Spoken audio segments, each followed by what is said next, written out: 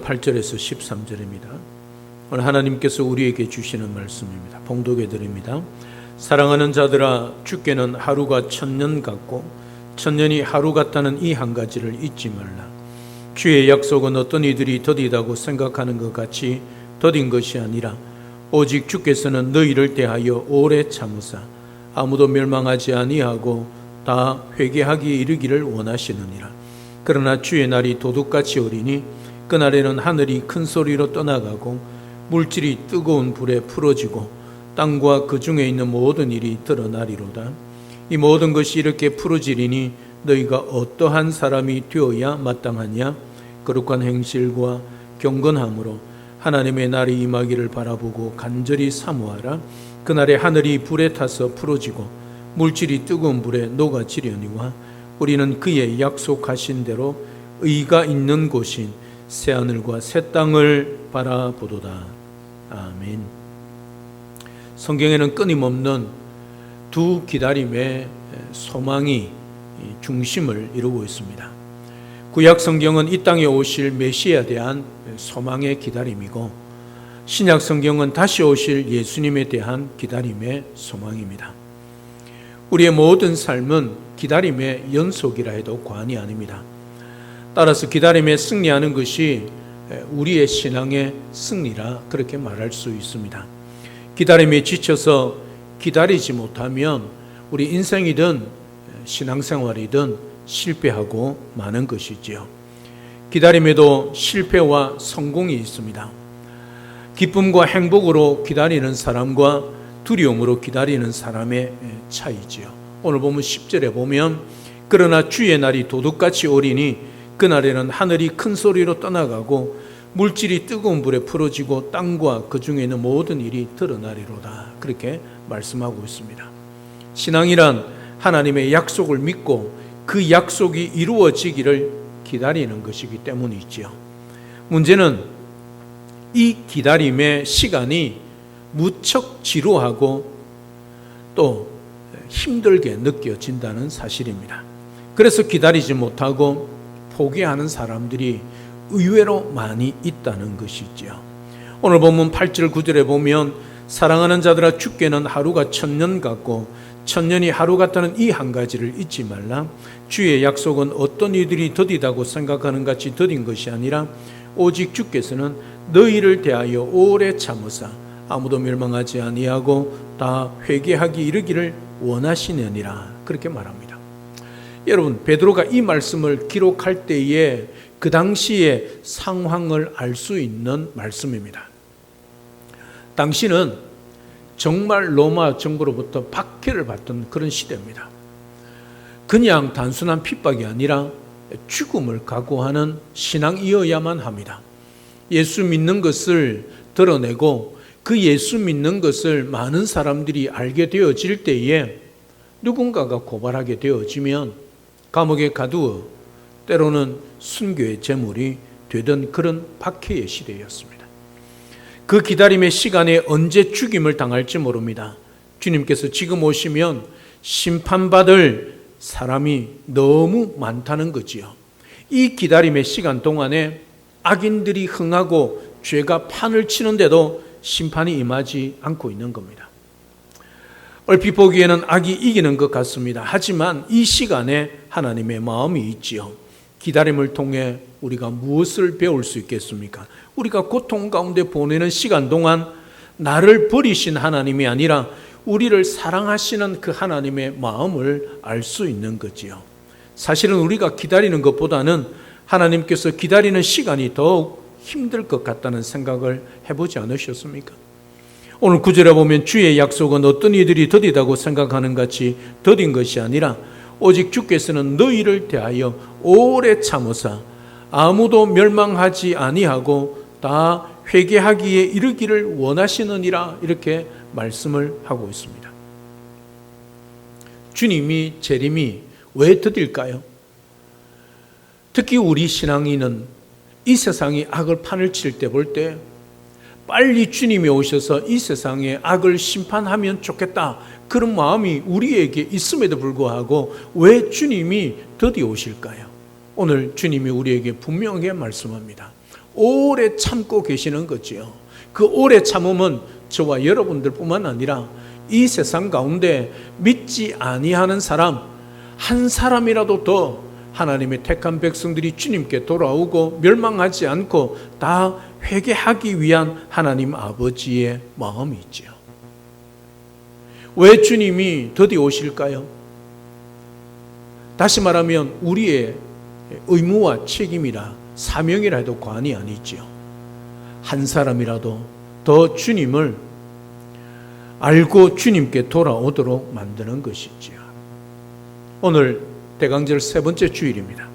대강절을 보내면서 우리는 이 땅에 오신 예수님의 탄생과 다시 오실 예수님을 기다리는 의미도 있지만 우리를 위해 참고 기다리시는 하나님 아버지의 마음을 배울 수 있는 기간이기도 하지요.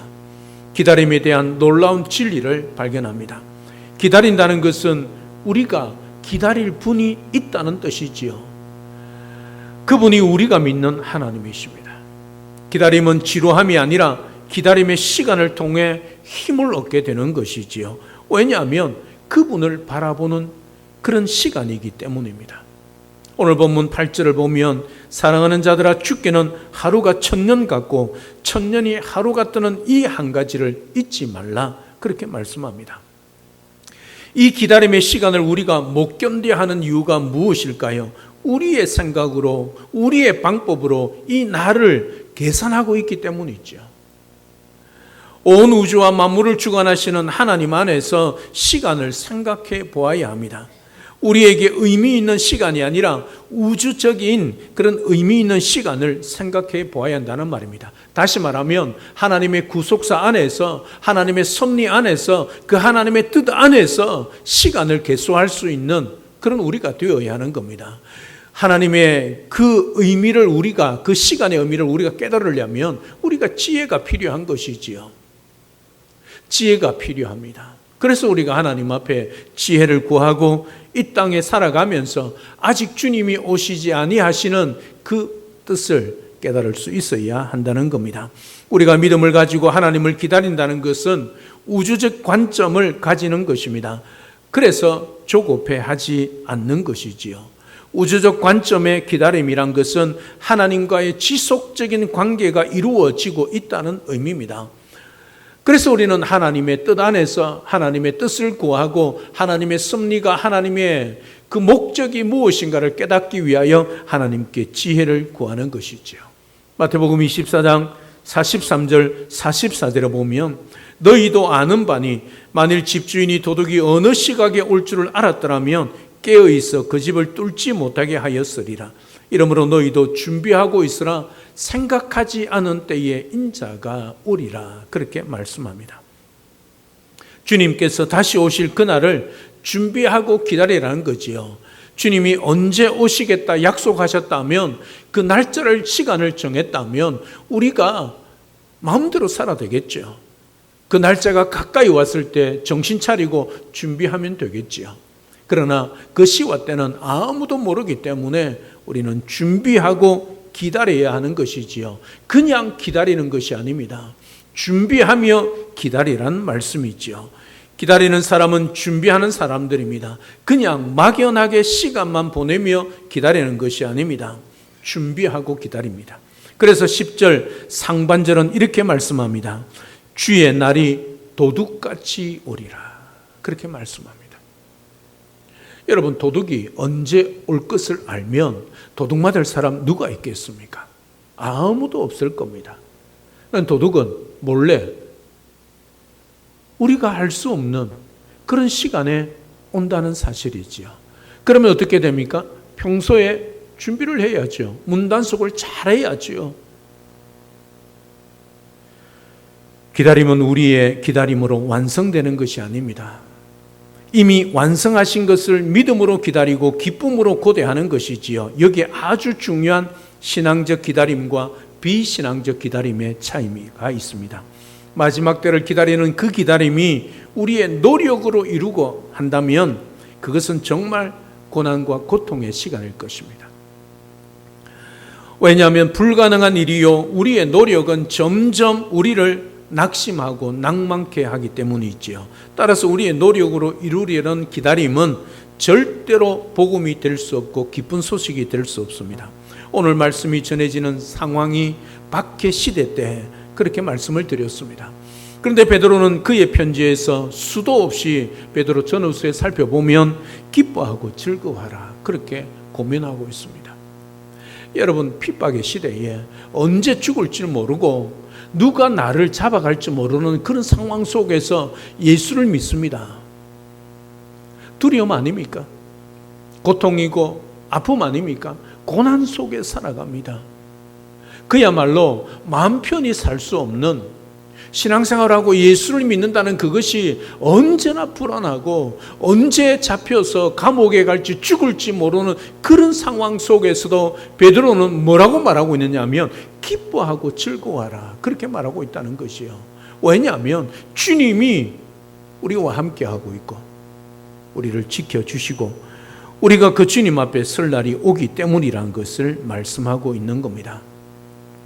이 박해 시대를 지나면서 기다림이 행복할 수 있는 것은 우리가 이루는 것이 아니라 이미 이루신 하나님의 역사를, 그 하나님의 뜻을 그저 기다리는 것이기 때문이지요. 여기에서 오늘 보면 13절이 아주 중요합니다. 우리는 그의 약속대로, 우리의 노력이나 우리의 애씀이나 우리의 힘씀이 아니라 하나님의 약속대로 의가 있는 곳인 새하늘과 새 땅을 바라본다 그렇게 말씀하고 있습니다. 약속대로 이미 이루신 복음의 역사를 우리는 기다리고 있는 거지요. 하나님이 예수님을 통해서 다 이루어 놓으셨습니다. 그러면 우리는 그 약속만 믿고 그 약속만 붙들고 우리가 이 땅 가운데 기다리면 그게 준비하는 삶이고 그런 삶이 행복한 삶이고 그런 사람이 복된 삶이란 것을 말씀하고 있는 거지요. 새하늘과 새 땅, 이미 우리 가운데 임한 하나님의 완성된 나라입니다.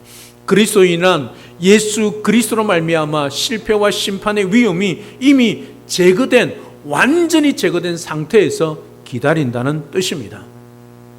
이것은 우리 노력으로는 불가능하죠. 어떻게 우리의 노력으로 이런 기다림의 역사를 이루어낼 수 있겠습니까? 우리의 노력으로 이루는 것이 아니라 이미 하나님께서 예수 그리스도를 통해서 이루어 놓으신 것을 우리가 미리 보고 기뻐하는 것이지요. 이 사실을 기억하고 믿음으로 소망을 가지고 주님을 기다리는 복된 삶이 될 수 있기를 우리 주님의 이름으로 축복합니다. 자, 그러면 어떤 사람이 되어야 할까요? 이 모든 것이 이렇게 풀어지리니 너희가 어떠한 사람이 되어야 마땅하냐 묻고 있습니다. 대강절 세 번째 주일을 맞이하면서 우리는 어떤 사람이 되어야 하겠습니까? 첫째, 거룩한 행실과 경건한 사람이 되어야 한다고 11절에 말씀합니다. 하나님은 사람의 관심이 많습니다. 그래서 이 땅을 창조하시고 난 다음에 그 모든 만물을 다스릴 사람을 창조하셨습니다. 그리고 복을 주시고 사명을 주셨지요. 땅을 다스리라, 정복하라 그렇게 말씀을 하셨습니다. 특히 너희가 어떠한 사람이 되어야 마땅하나 이 말씀처럼 언제나 우리는 doing보다 doing에 관심이 많지요. 그러나 성경은 언제나 being, 존재에 대하여 더 관심을 가지고 있습니다. 요즘은 기능을 존중하는 시대, 중요시 여기는 시대라서 그 사람이 누구냐 그렇게 묻지 않고 그 사람이 잘할 수 있는 것이 뭐냐, 그 사람이 어떤 사람인가, 어떤 사람이 되어 있는가에 관심이 많습니다. 그 사람의 인격보다 그가 가진 자격증과 스펙 등에 더 큰 관심을 가지고 그것으로 그 사람을 평가하는 시대가 우리의 시대입니다. 그러니 사람을 바라볼 때 인격적인 존재를 바라보지 않고 마치 물건처럼 보는 거지요. 그 물건의 가치가 높으냐 작으냐 낮으냐에 따라서 그 사람을 평가하는 시대가 지금 우리 시대입니다. 이런 시대 속에 살아가지만 우리는 먼저 거룩한 행실을 가진 성도가 되어야 합니다. 이 거룩한 행실은 주님을 닮은 외적인 표시란 말입니다.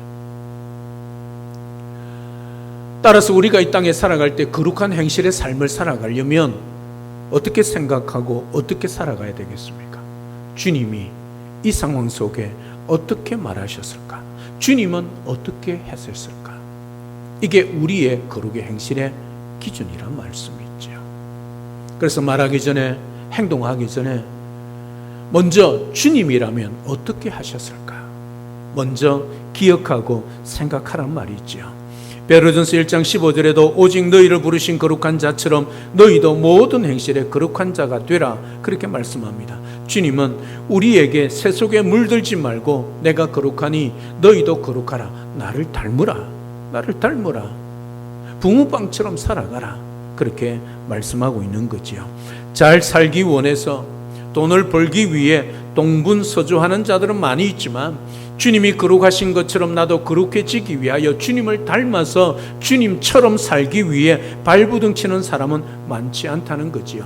능력 있는 교회가 되기 위해서는 건물이나 숫자의 크기 이전에 도덕적인 탁월성을 가지고 영혼이 깨끗하여 주님을 닮은 사람들을 많이 양육해내는 거지요.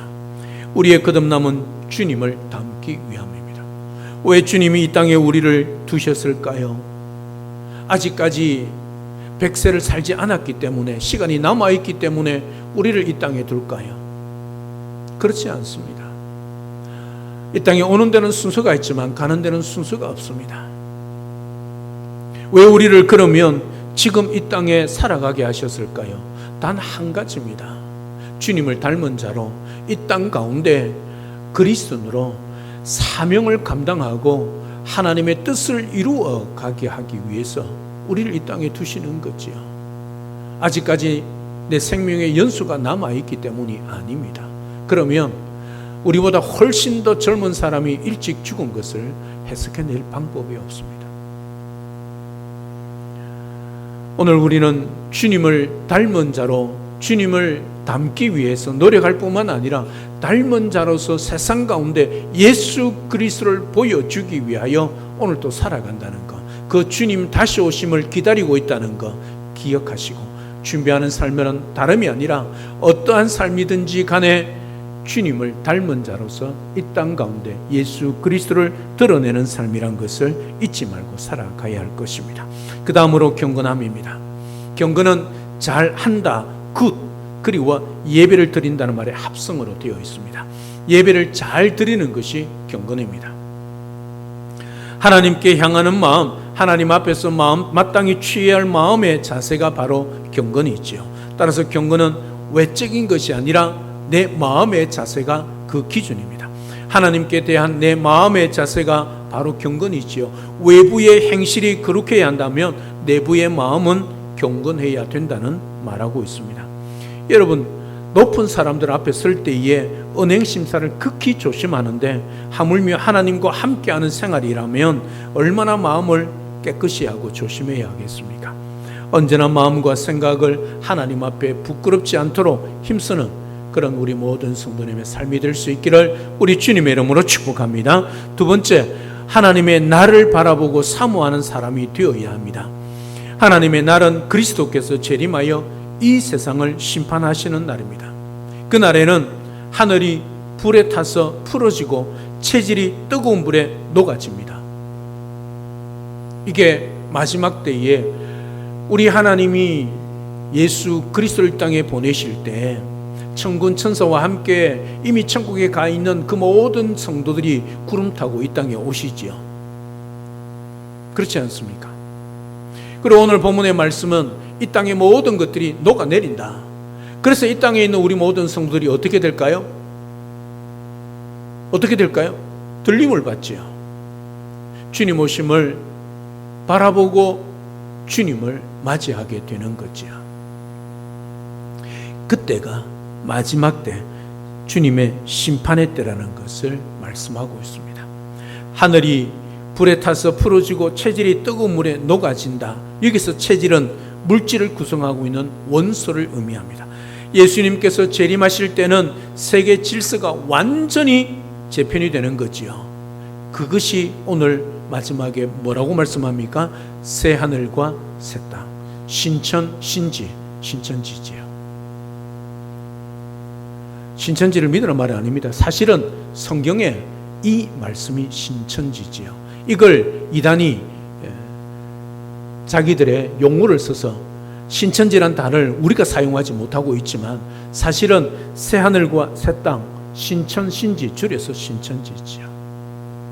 여러분, 이때가 새로운 하나님의 나라가 임할 때에 우리가 완전한 상태에서 영원한 몸으로 우리 주님을 맞이할 뿐만 아니라 영원토록 천국에서 왕노릇하게 된다는 것을 말씀하고 있습니다. 우리가 새해를 맞이할 준비를 할 때 먼저 주님께서 역사를 주관하신다는 확신한 믿음이 있어야 합니다. 주님은 역사의 알파와 오메가, 처음이요 마지막이 되시기 때문에 올해를 다스릴 뿐만 아니라 새로운 희망찬 새해도 주님의 손 안에 있음을 확실히 믿고 나아가는 거지요. 여러분, 우리 인생이 새해만 맞이합니까? 그렇지 않습니다. 주님 앞에서는 그날까지, 주님 오시는 그날까지 수도 없는 우리 인생의 하루하루를 시작하고 또 하루를 마감하며 살아갑니다. 그럴 때마다 언제나 우리는 확실한 확고한 믿음, 주님이 우리의 삶, 우리 인생을 주관하고 인도하실 뿐만 아니라 이 역사를 주관하고 있다는 사실을 우리는 기억하고 믿음으로 하루하루를 살아가고 한 해 한 해를 살아가며 일생을 살아가야 한다는 말씀이지요. 목적지가 정해지지 않은 사람은 시간을 낭비하고 실패할 수밖에 없습니다.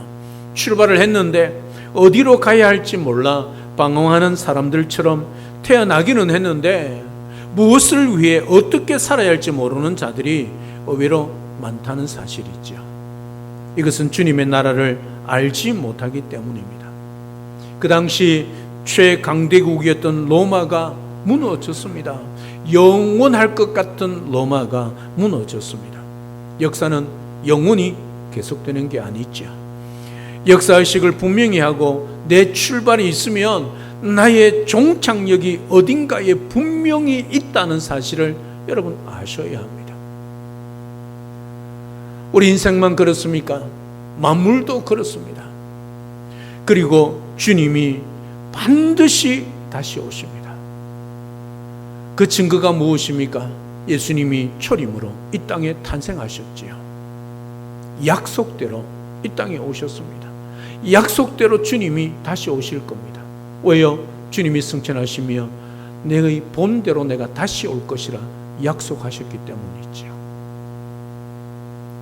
따라서 우주 역사의 종착역도 어디인가를 알아야 할 뿐만 아니라 그 하나님의 나라의 심판의 때, 마지막 때, 재림의 때가 우주 종착역이 우리의 인생에 가까이 오고 있다는 사실뿐만 아니라 내 인생도 언젠가는 주님 앞에 설 날이 있다는 것을 여러분 아셔야 합니다. 우리 인생은 이 땅 가운데 영원히 사는 존재가 아니지요. 그래서 오늘 또 내가 왜 사는지, 어떻게 살아야 하는지, 내가 인생이 살아가면서 어디를 향하여 달려가고 있는지 분명히 기억하고 살아가야 한다는 것이지요. 우리 인생은 언젠가는 주님 오실 그날에 내가 주님 앞에 서는 그날이 있다는 것 기억하십시오. 이 개인적인 종말이 있지요. 그뿐만 아니라 우리 주님은 초림으로 이 땅에 아기 예수님으로 탄생하셨고 반드시 재림주로 만왕의 왕으로 심판의 주로 반드시 이 땅에 다시 오실 것입니다. 다시 오실 그 주님을 기다리는 것이 대강절이고 그 기다리는 삶이 그냥 기다리는 것이 아니라 약속대로 오시고 약속대로 이루시며 그리고 이 땅 가운데 우리의 삶을 통하여 그리스도를 닮은 자로 그리고 이 땅 가운데 주님의 그 놀라운 삶을 드러내기 위하여 살아가는 삶이 준비하는 삶이란 것을 기억하시고 대강절 세번주를 맞이하면서 우리 인생의 남은 생애를 살아가면서 주님 다시 오실 날을 기다리고 또 우리가 주님 앞에 설 날 그날까지 믿음으로 말씀으로 기도로 세상 가운데 작은 예수의 삶을 통하여 그리스도를 보여줄 수 있는 그런 복된 우리의 삶이 되어야 할 것입니다. 목적지가 정해지고 목적이 분명해지면 무엇이 중요하며 버릴 것과 취할 것이 무엇인지를 아는 지혜를 얻을 수 있어 방황하지 않습니다. 대강제를 보내면서 우리가 어떠한 사람이 되어야 마땅할까요? 하나님의 날, 예수 그리스도의 재림의 날을 바라보고 기다리며 간절히 사모하며 살아가는 그런 삶이란 것을 잊지 마십시오. 오늘도 이 예수 그리스도 다시 오실 주님을 기다리는 대강절을 맞이하면서 준비하여 내 삶이 거룩하고 경건하여 주님을 보여줄 수 있는 그런 삶을 준비하여 남은 생에 주님을 잘 기다리고 또 주님 앞에 서는 그날에 부끄러움 없이 주님 앞에 당당히 설 수 있는 그런 우리 모든 성도님들 다 될 수 있기를 우리 주님의 이름으로 축복합니다. 제 말씀을 맺습니다. 새하늘과 새 땅이 이루어짐으로 인류 역사는 모두 끝나게 됩니다. 교회 사명이 끝나는 날이지요. 교회가 완성되는 날이기도 합니다. 그날이 바로 우리가 간절히 기다리는 하나님의 날입니다. 교회가 사라지는 날입니다. 하늘도 불에 타서 없어지는 날입니다. 그때 우리들의 교회가 모두 사명을 끝내고 사라지게 됩니다. 교회의 완성은 하나님의 날이지요. 하나님의 날은 지구상에 있는 모든 교회가 사명을 끝내는 날입니다. 하나님은 이 세상에 두 가지 기관을 세우셨습니다. 가정과 교회입니다. 하나님은 학교를, 나라를, 국가를 이 땅에 세우지 않으셨습니다. 하나님이 이 땅에 세우신 기관은 딱 두 가지입니다. 가정과 교회밖에 없습니다. 그러므로 교회의 꿈은 하나님의 꿈입니다. 하나님은 하나님의 기관인 교회의 꿈이 이루어지기를 지금도 간절히 원하고 계십니다. 이 날이 바로 하나님의 날이 될 것입니다. 성경은 기다림에 승리한 자들의 기록입니다. 우리 모두에게도 기다리는 것이 있습니다. 여러분도 지금 그것이 이루어졌으면 하고 간절히 기도하는 것이 있지 않습니까? 교회적으로 우리 교회가 교회다운 교회, 정말 하나님이 기뻐하는 교회, 건강하는 교회가 되기를 기다려야 합니다. 교회다운 교회가 되는 것은 바로 교회의 사명을 말합니다. 교회 사명이 무엇이겠습니까? 우리가 예배를 잘 드리고 훈련을 잘 받아서 전도와 선교와 감당하는 것이 교회의 최종적인 사명이지요. 우리 주님의 명령입니다. 지상 대명령입니다.